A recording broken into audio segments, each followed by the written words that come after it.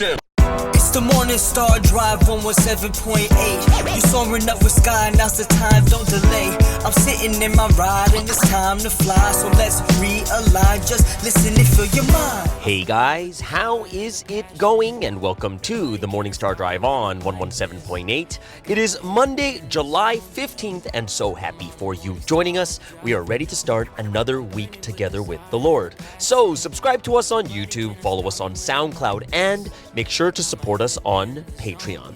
So today we have an exciting podcast for you. We have Provi in the media, the Sunday Message Word Study, and of course commentaries, updates, and news on what is happening around the world in this history today. All right, everyone, how are you doing? And yes, it is another Monday. I am so happy and excited. Yes, we've hit the middle of July. Yes, we're already halfway through the month. That is quite incredible, the speed that we are going with. Don't forget, every Thursday, we have Q&A, question and answer. So send those questions to me whenever you can. If you have anything that's in your heart, your mind, anything that you want to ask about the Bible, the 30 lessons, I am here to answer to the best of my ability. And of course, if I can't get that answer, I will be asking other leaders that I trust about what they've heard about certain things too. All right. So yes, if you haven't yet, for today's video, leave a like and comment to build our community. I'm just super happy for everyone joining us every weekday on the Morning Star Drive. So let's get up and support each other each and every day. Now, this week's Sunday message title is According to the Lord God's Will, and a great message it was, and we will go into that in segment number 2 as always. All right, everyone, it is Monday. How was your weekend? Yes, I'm sure you enjoyed it. You got rest, relaxation, or whatever it is. For me, I did not get rest and relaxation. I am exhausted. I really am. It was intense for me. So those of you guys know that it's, friends are visiting. So I had a friend from Australia. He called me like 2 days before. I'm like, hey, I'm going to be dropping by. He's coming from Korea, and he's like, yeah, I'm going to drop by for a night. So let's hang out. So I picked him up at the airport on Friday. We went to go hang out, got some coffee, did some sightseeing, took some pictures and stuff like that too. And this is a really good friend of mine because also we used to live together when we were both in Korea. So he was there teaching English, and I was there. I forget what I was doing. I was on my break right after head leading. So we lived together for about 5 months. So that was really, really awesome time. But I am super happy to see him post 2023 because, a lot of the times we're not even sure who's still living at that time, right? So here I am posting these photos of a good friend of mine, my friend from Australia, and I get this text message. Oh no, I get this IG responding to my Instagram story that I took a picture with this Australian member. And that person says, DMs me and says, whoa, I'm so happy. I thought this person left, right? So I was laughing and I was joking. I was like, hey, buddy. And he's like, what's up? He's like, I'm laughing because this person thought you left. And he's like, oh, who is it? I showed him who it was. And he's like, whoa, yeah, I thought he left too, right? So it was pretty funny just to see the situation where it's it's something where everyone is kind of thinking their own thing when you're not really super plugged into what is happening. Everyone kind of just assuming that maybe are they even still here, or they may be kind of judging based on what they remember of that person too. But I found that pretty funny. Oh, you know what? Also, this other crazy thing happened to me. This guy, my friend, stayed only for one night.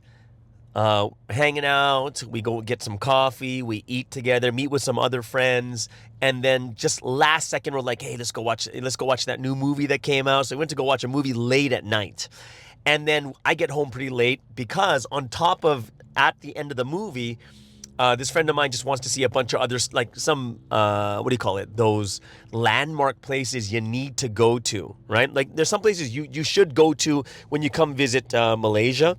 So I take him to like the Twin Towers. We take pictures in front of it. There's a bunch of things that we did, right? And I didn't get home till super late. And then the next morning, I got to pick him up at like 7:30 a.m. because we go for breakfast and we go to the airport to drop him off.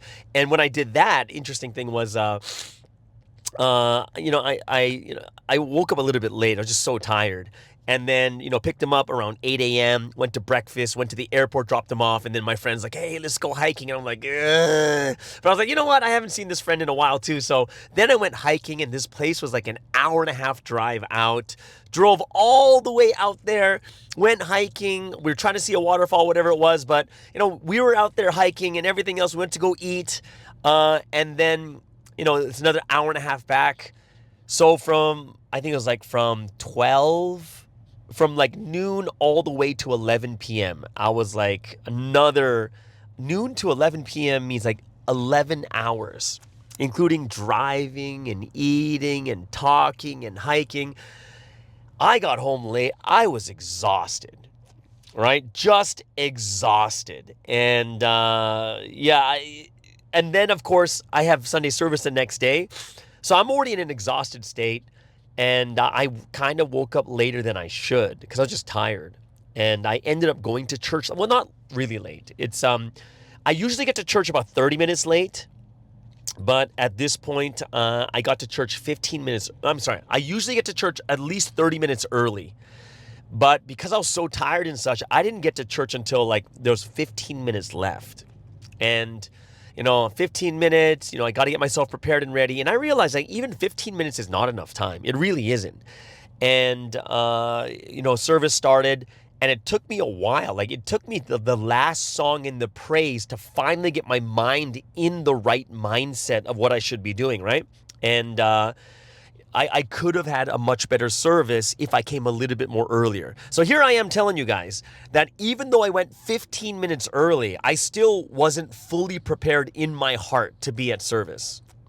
So I would say that to be fully into service, to have your heart in the right place, to have that right prayer and everything else, I would say it would take just 15 minutes to settle yourself down before you even got into the prayer to get your heart and your mind into the right mentality and mindset, right? So I would say that people should be going to church, I would say 25 minutes early minimum. That's what my feeling is after I went for 15 minutes early, and even then I wasn't really fully into the church. But you know what? That could possibly also be because I was that exhausted and tired from the weekend. That's possibly what it could be too. And today I have another friend flying over from Korea with her parents, and this is a friend I've known for over 20 years.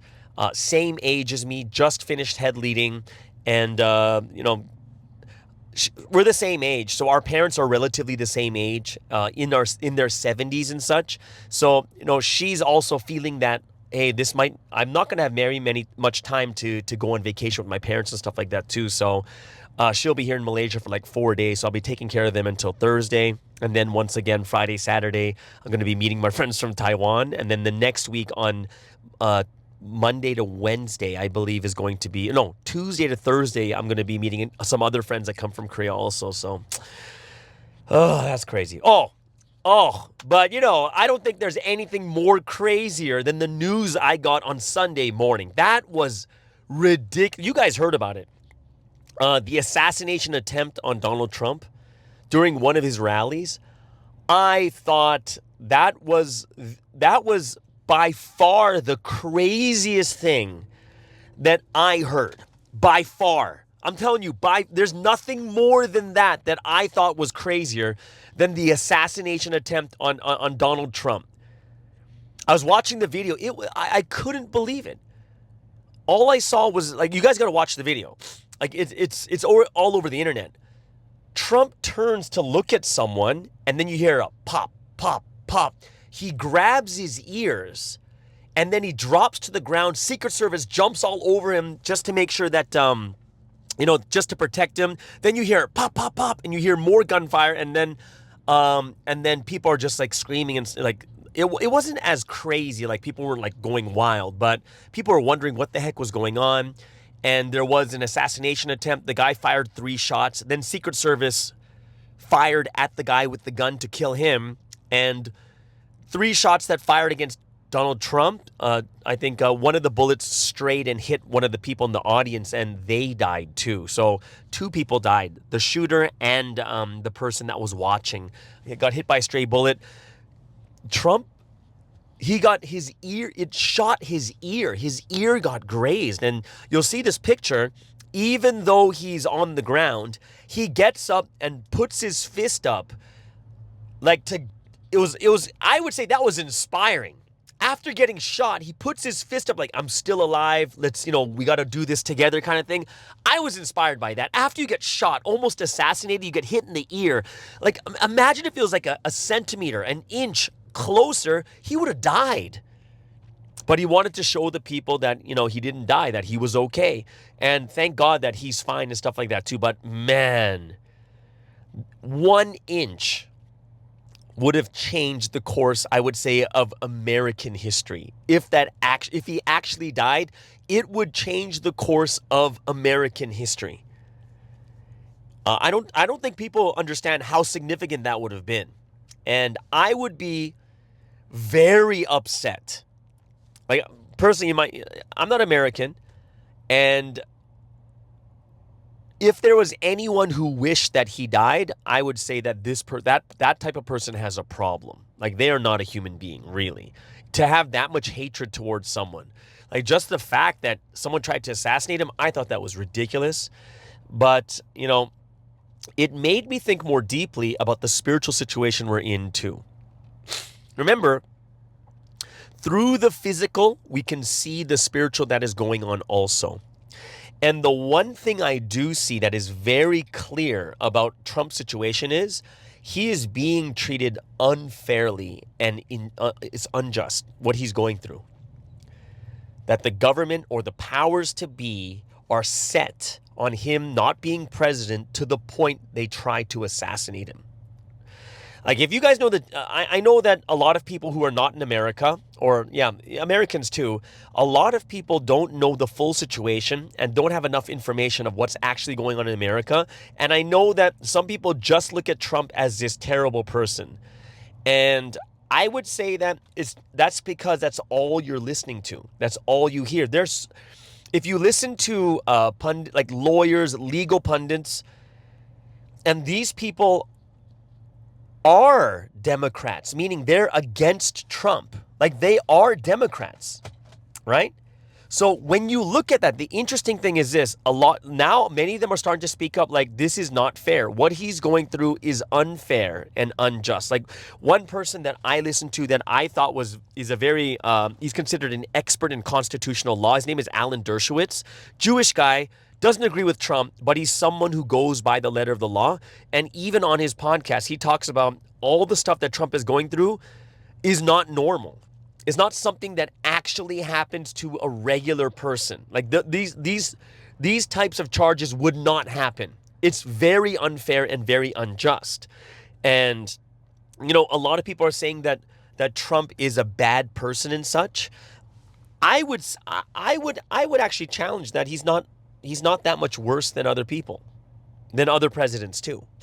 It's just that other presidents were good at, like maintaining their image, where Trump is just who he is, right? For instance, when you talk about, Trump was cheating on his wife with like a porn star, whatever it is. And, I would say, well, look at JFK and Bill Clinton. These two presidents were highly popular, but openly cheating. Openly. Caught cheating and stuff like that too. Right? Jefferson was someone I would say that a lot of people who are woke would be totally against him because he cheated the Indians and essentially removed the Indians from the land unfairly. FDR, okay? Roosevelt put Japanese Americans in internment camps. That's crazy. Nixon had Watergate. Some started wars. Some had corrupt administrations. Some were taking over countries when they shouldn't. There's a ton of bad presidents out there, or ton of presidents that are still looked as good presidents, but they did terrible things. And one thing that is pretty clear, that even people on the left who are against Trump, they are saying, right? They are saying that he is being treated unfairly. He is, right? And the different trials he's going through right now, the amount of money they're trying to make him pay. And you can see just from this assassination attempt that the powers to be are doing their best to get rid of the strongest opposition to the presidency. and they're even ready to kill him. And what does this mean spiritually? If I look at this, it just shows that even the better systems, like considered some of the best justice systems in the world, can even be corrupted or used in a negative way, right? Putting people through terrible trials, unfair, unjust trials, circumstances, just to get rid of them, even to the point of death. And this completely reminds me of Sunseam's situation, right? It shows that even the best systems, like the ones that are considered some of the best in the world, can become corrupted, used as a weapon instead of a safeguard to protect its people. It's used as a weapon against their people. And, I'm not saying that Trump and Sunseam are the same. Obviously, I'm talking about their characters and such. But what I see is there are things that Trump is going through that are very, very unfair and unjust that, like one example I would use is they're coming against Trump saying that he has top secret documents in his possession. And they're putting him to trial for that when almost at the exact same time they found top secret documents for the sitting president. And they're not putting that president to trial. They're only putting Trump to trial when it's the exact same thing. And, it's pretty unfair that this rule is only against him, but not against others because, he's seen as too strong. And the reason I'm saying this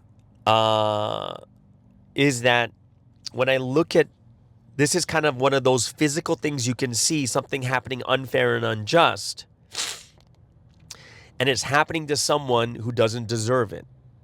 And that's the thing that I look at. And even if Trump says bad things or he talks about bad things or whatever, that doesn't mean he deserves to be treated unjustly in court or tried for things that no one else is being tried for. That's not a reason to. We can just say, all right, he's someone I don't agree with. He's someone's character. I don't think that's a really good character to have. I can agree with that. Yeah, he doesn't have a character that I'm looking at and saying, oh, that's someone that's presidential or whatever it is. But the trials and such he's going into, that doesn't make someone deserve to go through an unjust trial, right? Which means that he's being put on trial because of his image and the way people see him. And then because they don't like him, his image is bad and people don't like him, they're thinking that they can do whatever they want with him.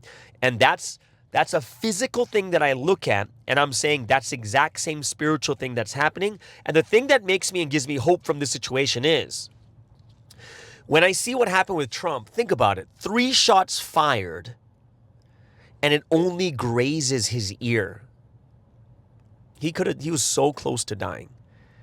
And it kind of makes me think about, it's a foreshadowing just as what my thoughts are coming up is, wow, this is the same thing that's going to happen to Sunseam.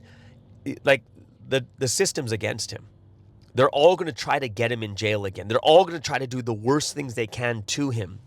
But just like you have these left, Democratic lawyers and legal pundits, and they are starting to say the same thing, I don't think this is a good idea, and this is not a good precedent for the rest of setting a good precedent for the rest of history. And I would say the exact same thing is, remember we talked about that big conference that they had, religious sociology conference that they had in France, I believe, and they talked about Sunseam's case as a situation they're just using public opinion against him. People are starting to speak out.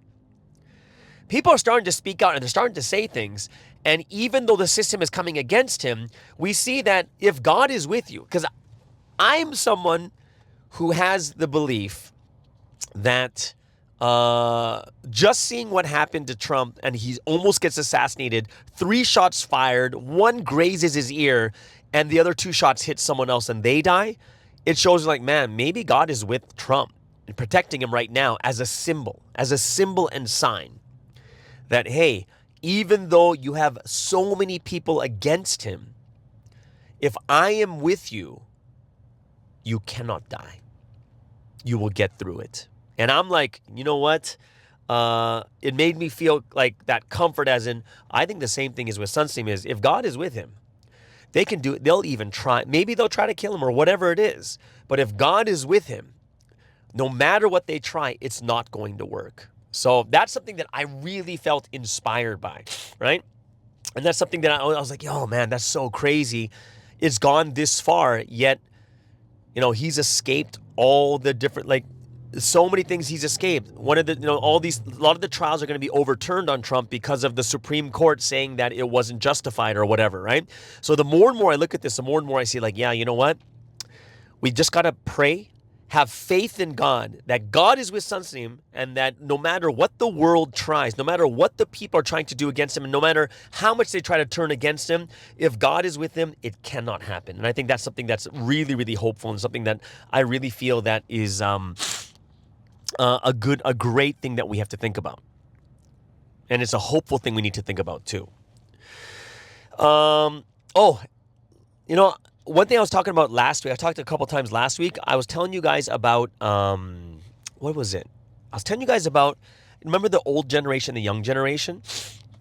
And I was really thinking about, what's the best way that it can work out the best, where people are not going to once again feel the disappointment and like, oh my gosh, here we go again. Same thing is happening as the past, this and this, right? I was thinking about this, like, I wonder, like, what would help? And I was listening to this podcast on relationships. And what this person said, he did the studies on how to have a happy relationship. And what this person said was quite eye-opening. He said, the best relationships are the ones where there is, when the people have lower expectations. What does that mean? He says, when people are thinking or their expectations are so high that it has to happen like this. It has to happen like this. Hey, why isn't this person like this? Why isn't this person doing this? Why isn't this person doing this? He said, this is when people start to fight. They have more stress because their expectations are so high. And he says, what people need to do is, in a relationship, you need to lower your expectations. Then your relationship with people, with others, becomes better and less stressful. Because when you expect something to happen but they don't do it, like sometimes don't we have expectations that people should know what we're going through but we never told them anything? Like, that's kind of crazy, don't you think? I think that's something that we really have to think about is sometimes we have expectations but we don't have good communication, right? And I think one thing that we do have to do, and I think this is something that I have to think about myself also, is it's about the expectation. What are my expectations, right?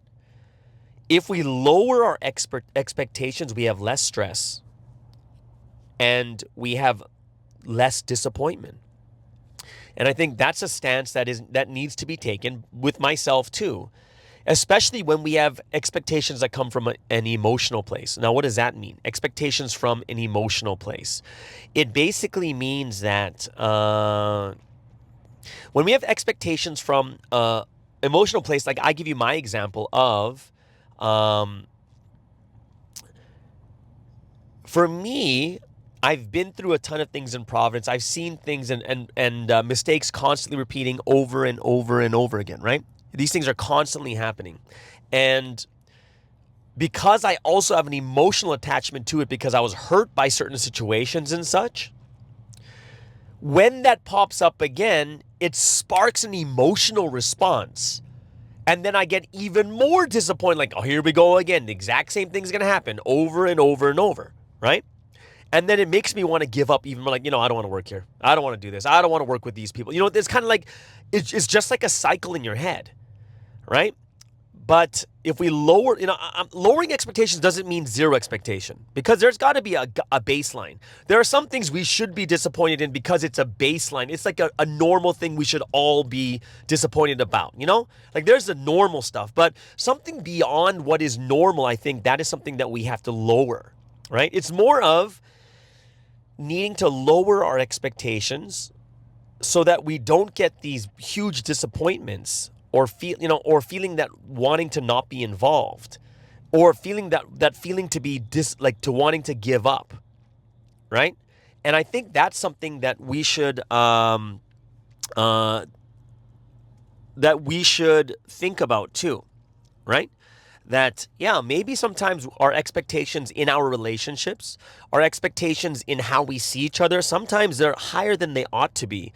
And because they're higher, what happens is we get these huge disappointments. And like I said, if we do have some type of trauma or something that's more emotional, something that we got hurt by, it becomes even more shocking to our system because it's an emotional response and reaction, right? So that is something that I think that I thought that was great advice is lower your expectation, right? So once you lower your expectation, not zero, lower them, like not having those expectations that they should be at this level. It should more be, hey, if it didn't work out, it didn't work, let's see what we can do next. Let's see what we can do next. Not being disappointed, not getting these crazy disappointments instead. I think that's one of the things that we can do to kind of help ourselves in that level too, right? And, there's another thing. Remember we talked about self-love the other week also? I saw this really great study, and they said that what is self-love? Right? Self-love isn't like to indulge yourself. Like, hey, I'm going to pamper myself. I'm going to go get a facial. I'm going to go do this. I'm going to go do that. No, it's like self-love is more for your, like exercising is self-improvement, obviously. Reading, getting yourself educated is also for self-improvement, right? But he said one of the best ways to bring yourself into better happiness, and this was shocking to me, says one of the best ways to make yourself happier when you're not feeling good, when you're down, is to help others. And he says it's far better when you're in a situation when you're down to go and volunteer. He says that is one of the best ways to change that down mood into something better is to help others. Go volunteer, go help others, and that has an even huge, more transformative change in your mindset to happiness.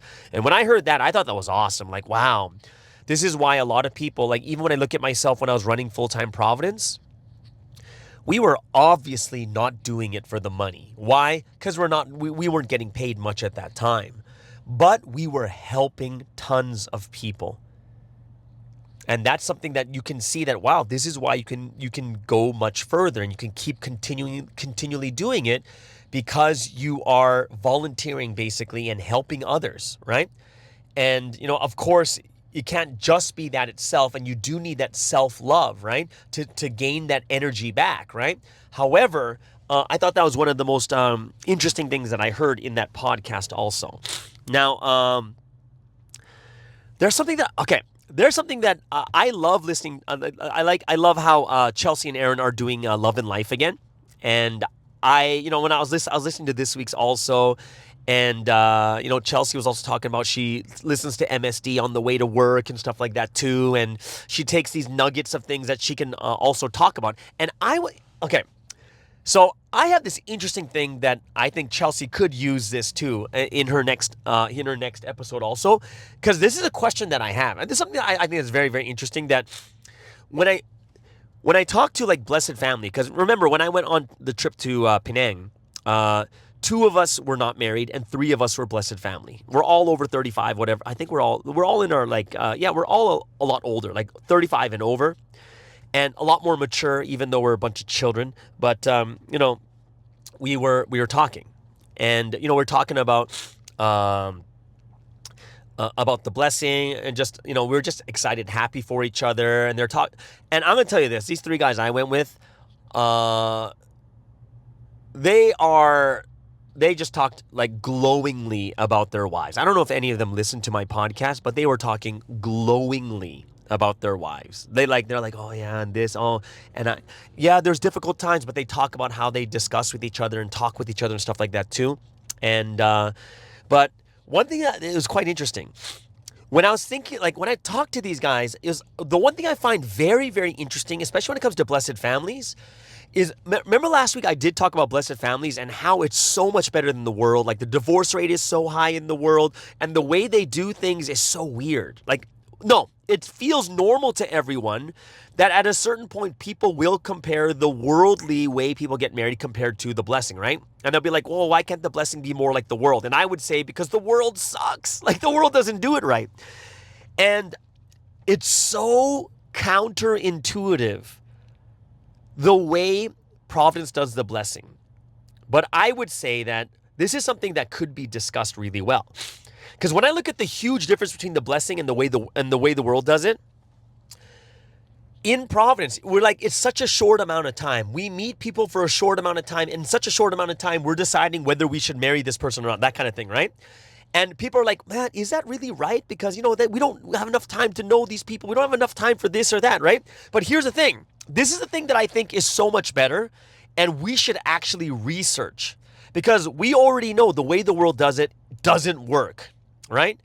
In America alone, 56% divorce rate, and on top of it, 10 to 20%, which means about 15% more are not getting divorced because of financial reasons, which means you're up over 70% is like the real divorce rate kind of thing, right? So here's the thing. The way the world does it is you meet each other with the purpose of kind of dating and stuff, and you try to fall in love. And then when you fall in love and you have that feeling and you really love each other, then you go into like marriage and stuff like that, right? So what happens in the world is you go by feeling first. You go falling in love first. You fall in love, the feelings, and this is kind of why the world has more of a hookup culture, because it's about the feelings. You can't help when this love comes in. You want to do the most loving thing with that person and you sleep together, right? That's like one of those things where the feeling comes first. And then after you think about the serious things of living together and such, right? Having a children together.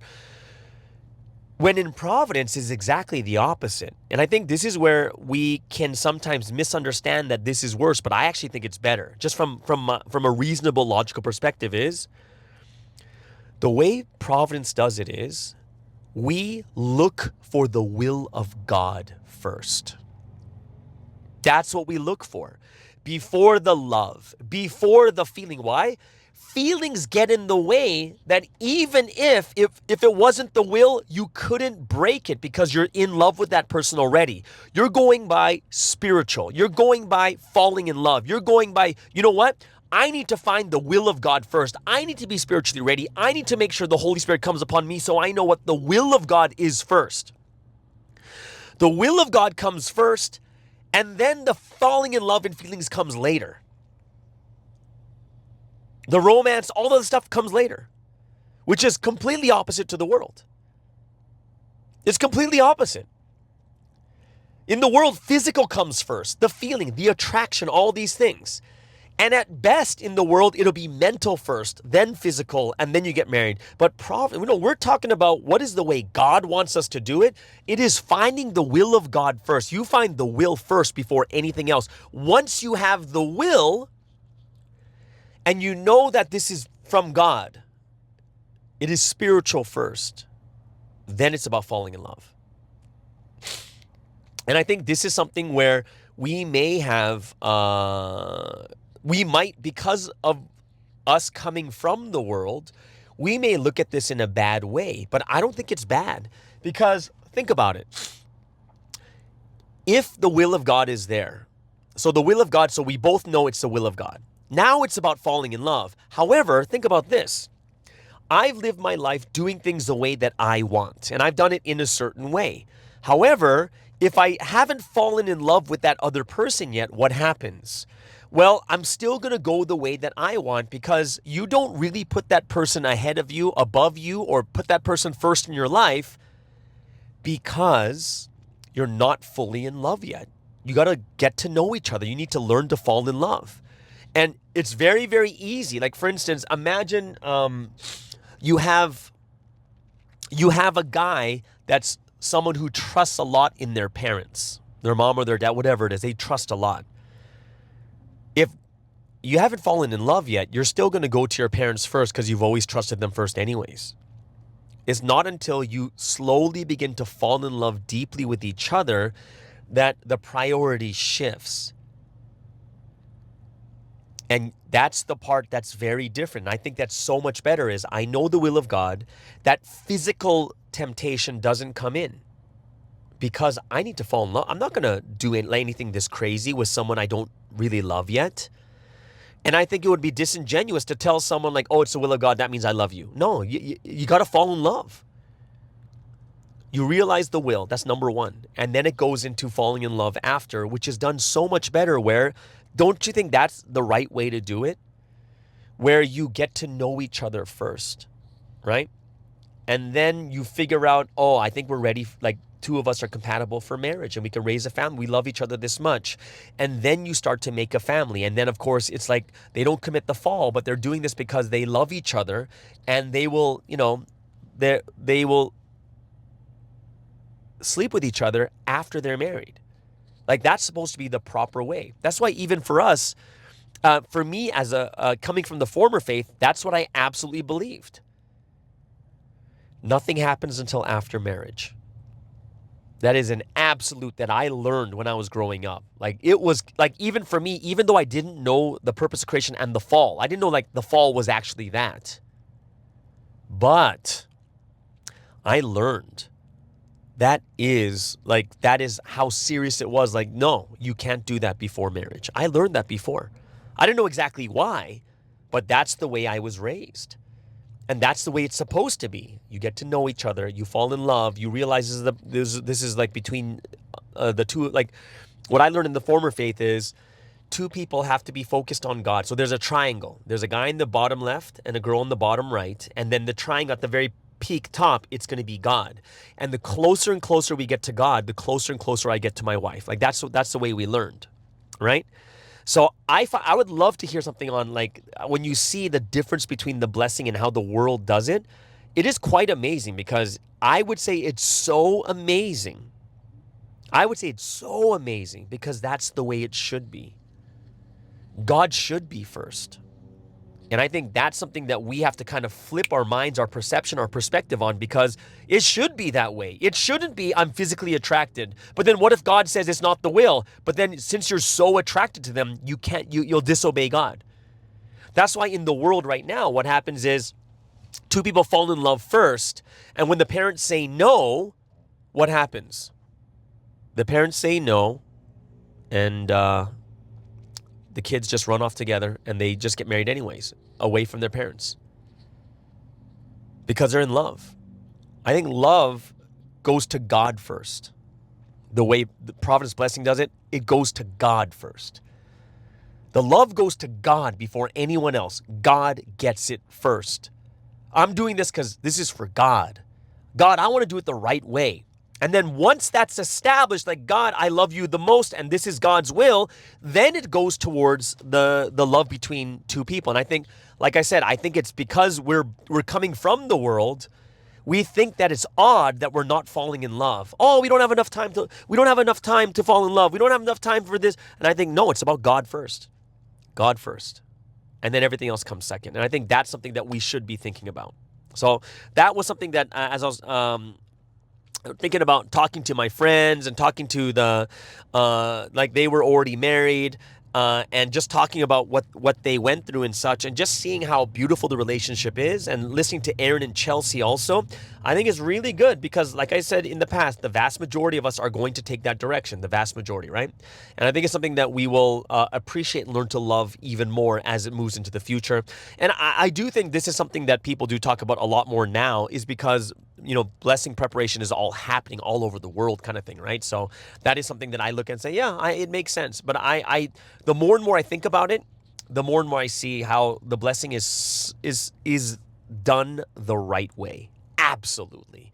But I would love to hear, like, Chelsea and Aaron, other people who are blessed families, what their thoughts are on it too.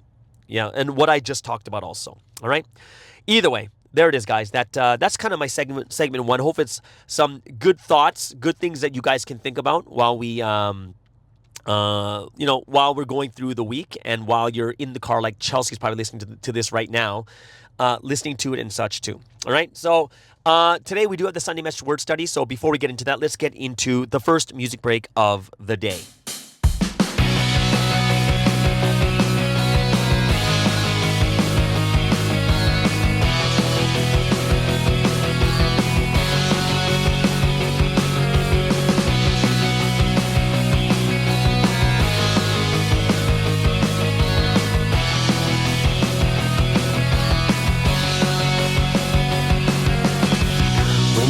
lift me up from falling. I feel your warm embrace, breathing life into my withering spirit, pouring out your love and grace. So I think to myself, I'll repay you. Ooh, oh. You pulled me out of darkness so many thousands of times. You gave me strength and courage, everything that I need in life. Look at all the countless blessings, I'll repay you. Ooh, oh. Even if the world forsakes you and they misunderstand what it means to be in providence, holding God's truth in our hands, we fulfill the greatest history, God's will and highest love. All the wondrous miracles you've shown, only here in Providence. Providence, push forward, we'll run till the end. With our solid faith, we'll repay you with all our heart, will and life.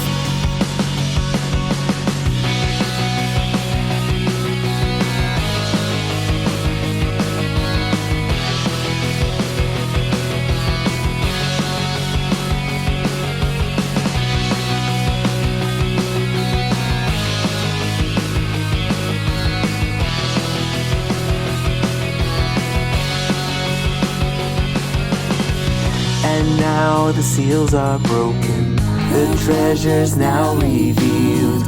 You've shared his highest wisdom, valued secrets of how to live. Looking back at all the memories, I'll repay you.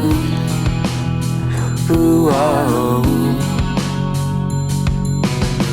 Even if the world forsakes you and they misunderstand, what a blessing it is that you're here, acting with God hand in hand. We've received the greatest rapture, we've gained eternal joy.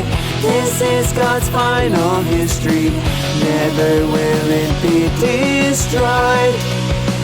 Providence will shine our brightest light for your dreams. Your word fills the earth. Yeah, we'll preach, gain all that you want to achieve. Even if the world forsakes you and they don't understand, we're more than proud to be here, holding God's truth in our hands. We fulfill the greatest history, God's will and highest love. Your words, your precious providence, we'll cherish it till the end. Providence, we'll stand till the end. Providence, we'll live with our God.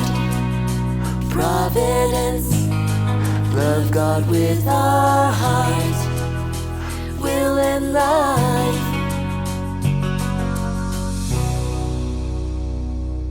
All right, so let's get into today's Sunday message word study. Hope you guys really enjoyed that service.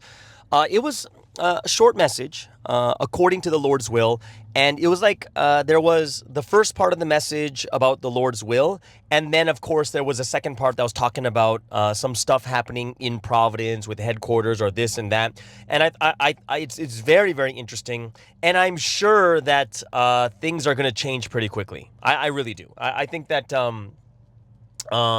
most likely we're going to see changes in headquarters, maybe all over the world, maybe. I'm not sure. I'm going to be honest with you guys. I am not actually sure if it's going to change or not. But from the way the message is going and the way that Sunseam talks about it, it looks like the headquarters are going to have some big changes everywhere, right? So I think we're in kind of a transition stage, and we're going to be seeing a lot of things happening.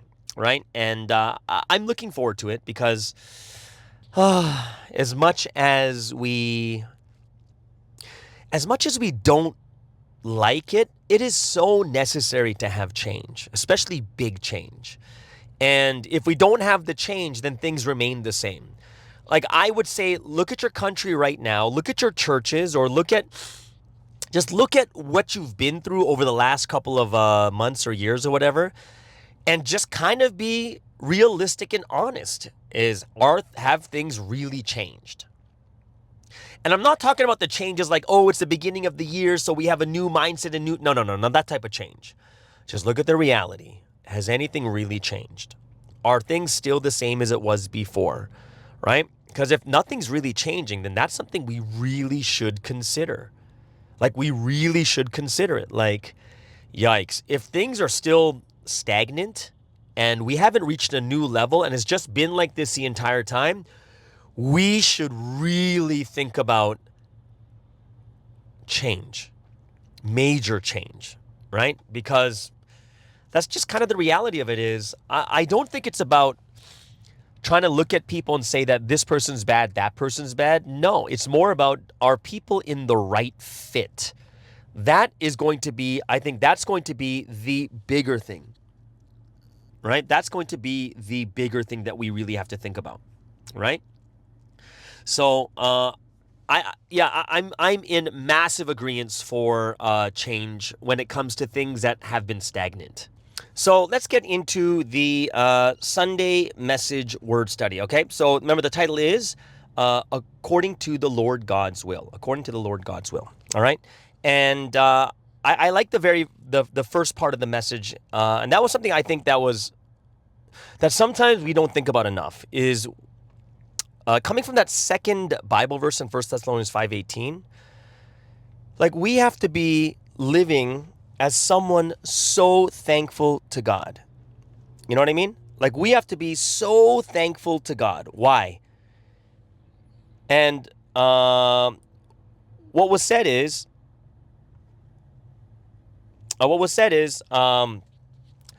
even if God does nothing for you in your lifetime, because he saved your life, that is enough. That even if nothing else was done in your life, you should just be thankful every day that you can go to the eternal heaven, right?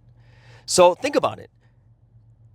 Imagine you're the one that someone did it to. Is like, hey, if you save someone and then later they live like indulgently, and then they forget that it was you that saved them and they thank someone else instead, then what would you do? If you had the power to be like, oh my gosh, this person's so ungrateful, this and that, then you'd come and take everything back and put them in the same state they were in the past, right? And the way that Sunstein put it is, well, think about it.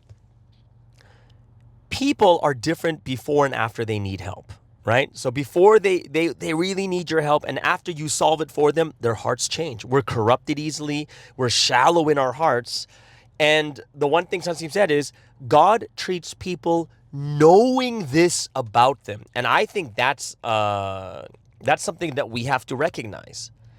That sometimes we think to ourselves like, oh my gosh, how come God didn't know this? How come God didn't know this or that, right? And what God is saying to us is, God treats people knowing this about them. And remember, it's not only just he knows, but he treats people and gives them a chance to repent too if they make a mistake. So a lot of times we forget about these principles that God has, right? And because of that, we kind of look at God as unfair. Well, God, why do they get this? Oh, God, why do they get this? And God knows the situation and does it like this. And even though they beg for your help, right?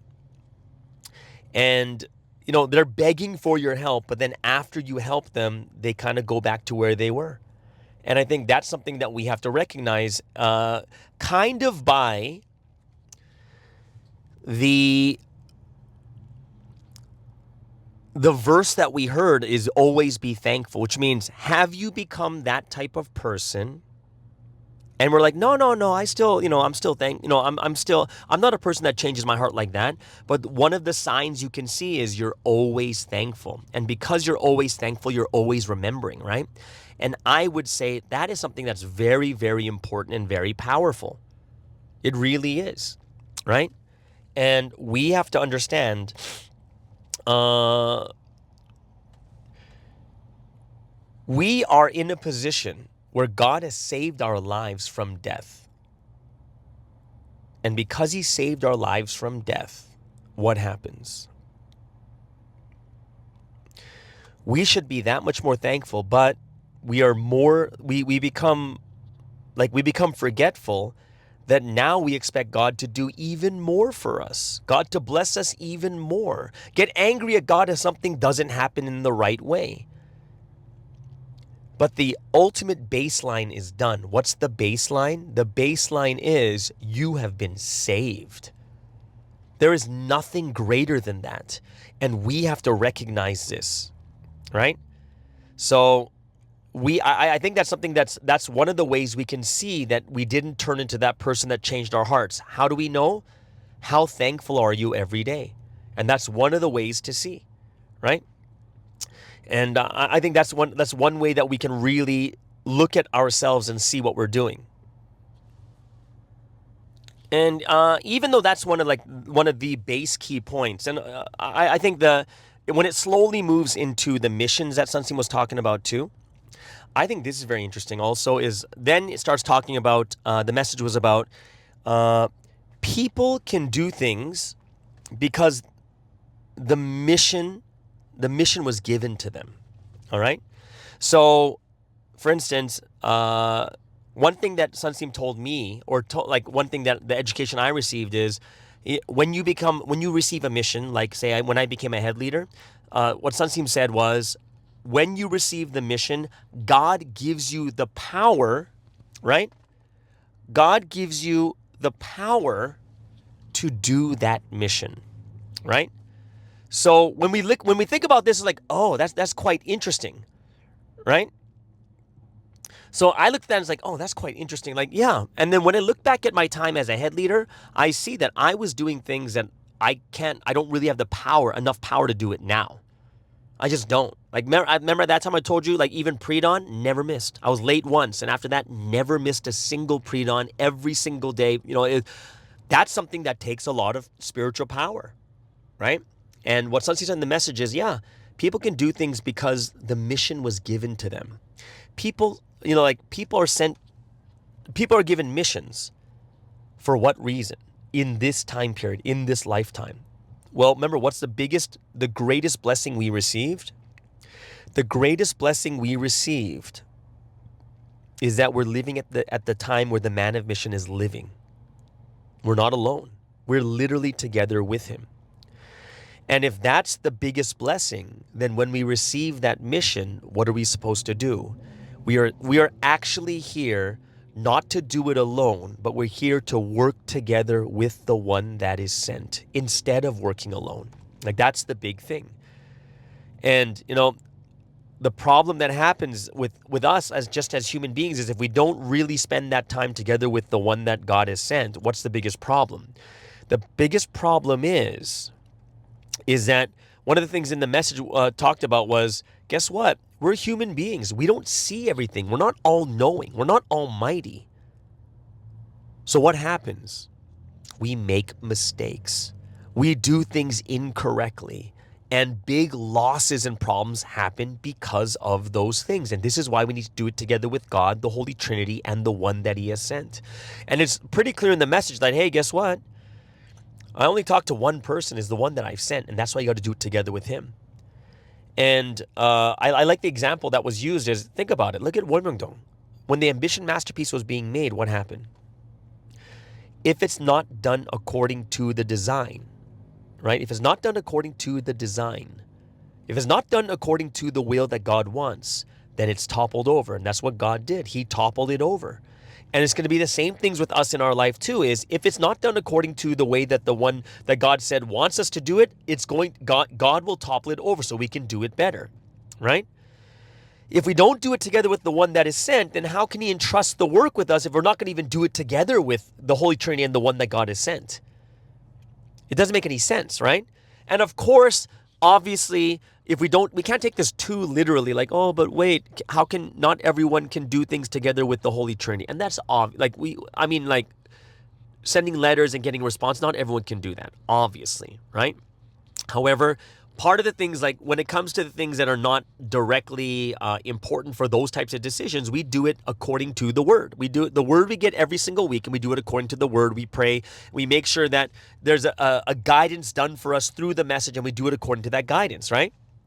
But because we always make mistakes and errors, we do cause losses. So we have to be those that are always discussing with the head, whether it's through prayer, whether it's through the word, or in some cases, we do need to send those letters. Right?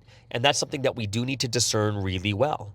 And I would say that if we look at the missions that we have, like all the people with those official missions, there's that one thing we need to do.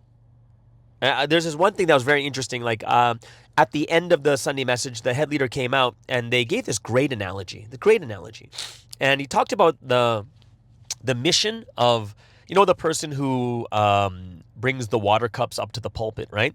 And basically they said, the head leader says, okay, so where is the right place to put the cup?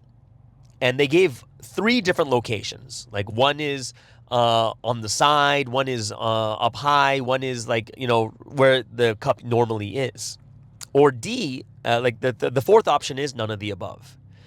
So everyone's like, oh no, it's definitely the one here, definitely here. But the right answer is D, of none of the above, which means that if according to the message, it has to be you have to ask first. Because what if the preacher wants it on the side because they move their arms a lot, they're going to knock it over because it's too close to them, right? That's something that could be a problem it's different for each speaker, right? So when you really, really think about it, it's very, very interesting. It's very interesting. And I think it's something that we have to look at and say, yeah, the one thing that we need to do when we have a mission is we need to ask. And not only just asking the one that God has sent, but asking each other too. Right? We got to ask each other. And I think that it's something that we do need to think about very, very carefully. And because people are not asking, what happens is they cause more harm than what is right. So one of the examples, it seems like people wear watches to tell the time, but sometimes it gets in the way when you're working. It gets in the way. So then what they end up doing is they take off the watch because it gets in the way. Because it's causing your work to be, an inconvenience. It's causing more problems in your work. Even though you like it, even though you need it, you got to take it off. And it's better to, it says in the same way, if people don't ask, if people just do it the way they want and don't talk to me, they're causing more harm than good. Right? So another thing that I thought was very interesting is sometimes we think we're doing things spiritually, but some seems like, no, I think if you think about a reality, it's your physical nature. It's not your spiritual nature, right? And one of the words that some seem used I thought was really, really strong was delusion. Some people are delusional, right? Entrust people. You must not entrust people with everything. That's too much. It's too much power, right? And then people try to do things themselves. And sometimes, some even said, some people do a better job doing it by themselves. But there are pros and cons to everything. Because sometimes the work is easier when you do it together with others. And I thought that was a very powerful statement that we have to think about too, is some things we do alone, but some things are far better when they're done together. There was that story Sunseem talked about, the mosquito that tried to bite him and then just flew away. And Sunseem then caught it on the wall, like slapped it on the wall, and then he saw the mosquito fall down behind some objects. And he couldn't verify if it was dead or alive. And he asked the Holy Spirit, he said, I think it's dead. And the Holy Spirit's like, no, not dead. And then Sunseem's like, well, Holy Spirit, give me proof, give me evidence. He's like, just write these 3 pages of words. So he starts writing the word, and then the mosquito lands on his hand, and there's the proof. And then he kills and verifies the killing of the mosquito. And Sunseem's like, that's straight up the power of evidence. So interestingly, right? So what we see here is that I thought this is like the evidence is that powerful. And of course, evidence is such a big word that is used in courts too. I like how Sunsteam says evidence is powerful. And more evidence is coming out that supports Sunsteam that is then being against Sunsteam, right? So, there's a lot of times Sunsteam was talking about, then Sunsteam starts talking about people given missions, HQ, and, they're saying that it was done the right way, but then later it's not done properly, causes a lot of problems, not enough discussion with other people, right? And this is, or people overstepping their authority, and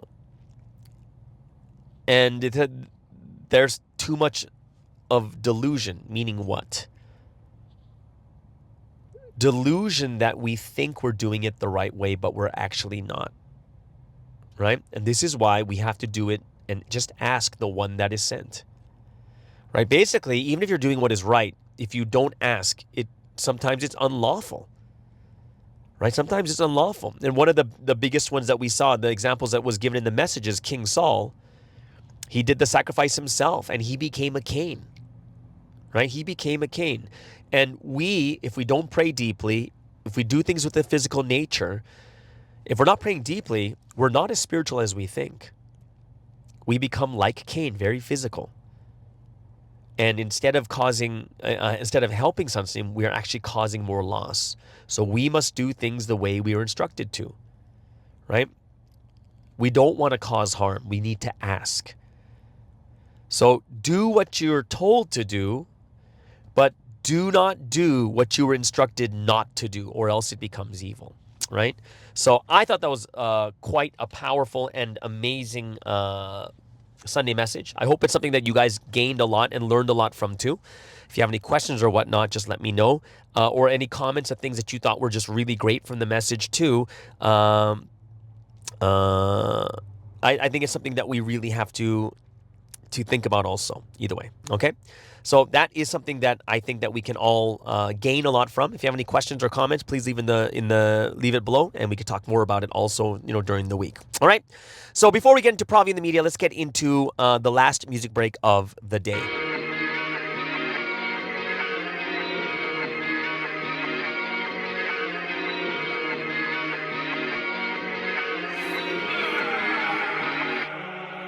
Yeah, rise up to the challenge, armed with the word in action, belt to the truth, fastened, shield of faith in one hand, sword of the spirit I'm slaying, no mercy I'm praying, everyone thinks I lost, but now I'm turning Super Saiyan, I gotta be new, gotta be great, I only gotta win this thing, fix mistakes, fix who I am, all I wanna do is change, gotta be brave, gotta be tough, no more time for delaying, it's just training, all those times of pain, off, pushing my limits, only with God, I'm trying to be better, I'm trying to feel God, enemies watching, they want you to fall, but you have to be better, you have to give it your all, every day I make myself, but I know it's not easy, this is the life I chose and I know my spirit's breathing, the battle has only begun and I may take damage, but if I fall, all I know how to do one thing, rise up to the challenge, armed with the word in action, belt to the truth, fastened, shield of faith in one hand, sword of the spirit I'm slaying, no mercy I'm praying, everyone thinks I lost, but now I'm turning Super Saiyan, I'm Goku turning Super Saiyan, I'm charged up, now I'm playing, on the mount like Sinai, I can live with God like Wi-Fi, receive the word, always praying, spiritual path where I'm staying, everyone thinks I lost, but I'm always with him, so you know I'm prevailing, protecting myself from Satan, armed with the truth, now my angels will shoot like, now I'm at my truest form, I'm trying to really be the greatest, the power level can't contain it, my energy is never draining, look how far we have made it, unlocking levels never hesitated, there's no try, you can just do it or don't, so fix your thoughts instead, everybody makes mistakes, just gotta take notes, can afford to do it again, life is so easy, if you just do what is right and just follow what's real, victory comes through skill, gotta stay on course, time to kill.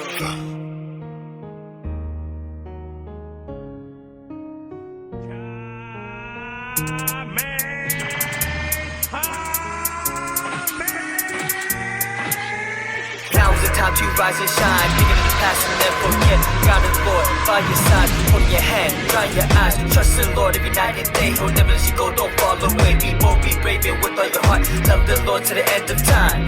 Rise up to the challenge, armed with the word in action. Held to the truth, fastened. Shield of faith in one hand, sword of the spirit I'm slaying. No mercy, I'm praying. Everyone thinks I lost, but I'll turn Super Saiyan. Okay, so there it is, guys. That is the final music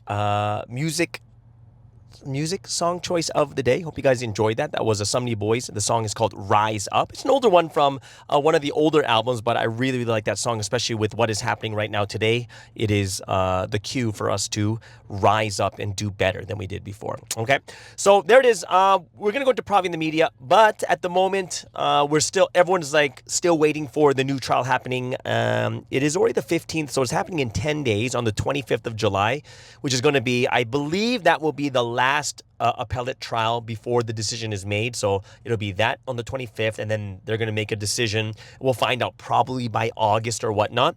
So this is something where, yes, July is the month of prayer. Let us pray together. Let's make sure that, even what is God telling us through what is happening in the news, what's happening around the world. Like I shared with you about what's happening with Trump and such. I think that's something that all of us should take into consideration also. But if you have anything you want to add, put in the comments below. Let's make sure we have this great prayer time together and making sure that our prayers have reached the point where it can help Sunseam the most. All right. So there it is, guys. That is the end of today's Monday podcast. Hope you guys enjoyed. I hope you guys will start the week really well. And we'll see you guys again tomorrow on the Morning Star Drive on 117.8. It's the Morning Star Drive 117.8. You soaring up with sky, now's the time, don't delay. I'm sitting in my ride and it's time to fly. So let's realign, just listen and fill your mind. I'm burning with desire and the passion. Nobody can stop me when I'm